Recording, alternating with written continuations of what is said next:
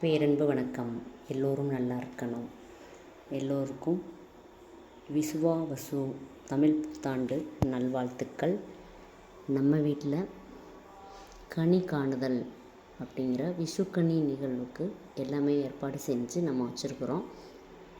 என்ன வச்சுருக்கோம் அப்படின்னா, பணம் வச்சுருக்குறோம், வெள்ளி நாணயங்கள், தேங்காய், வாழைப்பழம், எலுமிச்சம்பழம், வெத்தலைப்பாக்கு, மாம்பழம், மாதுளை, திராட்சை, பூ வச்சு இது எல்லாத்தையும் ஒரு கண்ணாடி முன்னாடி வச்சுருக்குறோம்.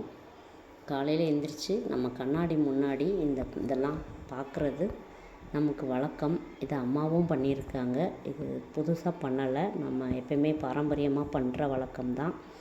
இது காலையில் அந்த கண்ணாடியில் கண் வலிக்கும்போது கண்ணாடிக்குள்ளே இதெல்லாம் பார்க்கணும் அப்படின்னு ஒரு ஐதீகம் இருக்குது.